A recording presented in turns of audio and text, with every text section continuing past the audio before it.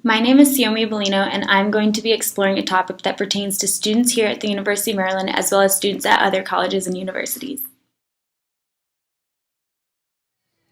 Meal plans or dining plans are mandatory programs involving fixed expenses that all on-campus students are required to pay. Dining plans operate in a point system where 1 point is equivalent to $1 and students use these points to purchase their meals. Students are expected to spend around 11 points a day, which seems like a lot at first, but at the end of the semester, students often have several points left over. Not all students necessarily go to the diner every day.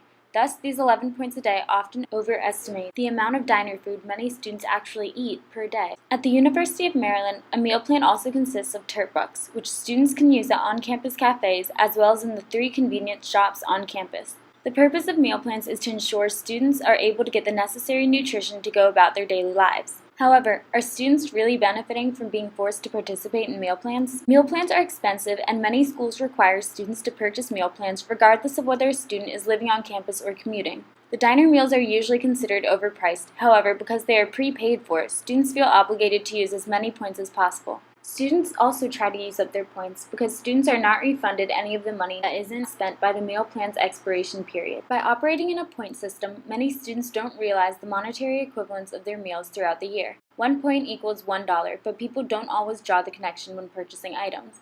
Throughout the year, there is no reminder that in terms of points, students lose what they don't use.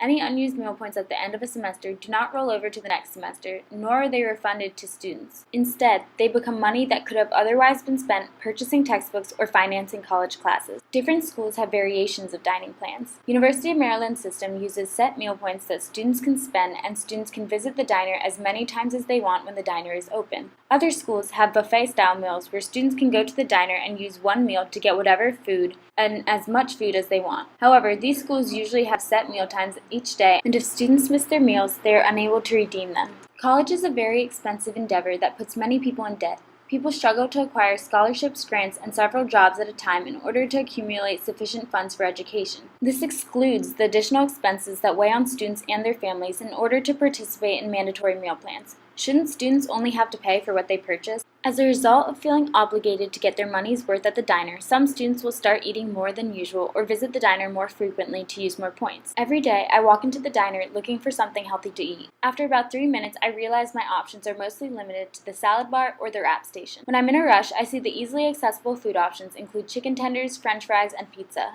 Although part of the meal plan is to ensure students receive proper nutrition, there is no way to monitor what students eat. Students can walk in and get anything, no matter the nutritional value.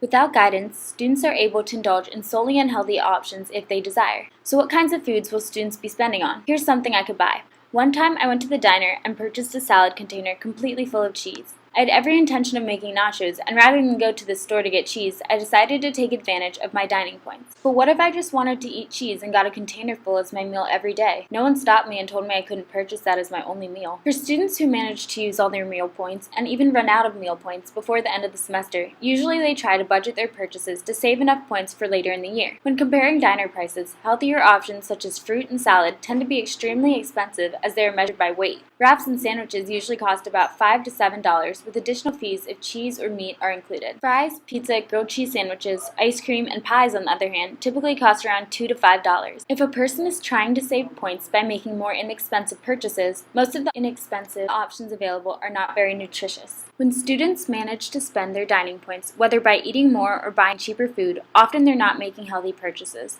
Does the mandatory meal plan contribute to the freshman 15? Schools use the leftover unused points on students' plans as part of their income. At the end of each semester, preventative measures by colleges and universities disallow students from using the full amount of paid-for points. The University of Maryland places a 40-point meal cap, limiting students to 40 points per day that they are allowed to spend at the diner. Adele's, where students can typically buy expensive restaurant food using diner points, is also converted to a one-price, all-you-can-eat buffet, making it harder to spend as much. Some students who are forced to buy meal plans choose to spend additional money ordering food because they prefer restaurant delivery to diner food. These students, as well as students who don't eat 11 points worth of food a day, may find themselves with $200 or more worth of points left over at the end of the semester that they have no way to spend. If these students didn't have to spend money on the meal plan, imagine what could have been purchased instead. Ultimately, should students at colleges and universities be required to purchase meal plans?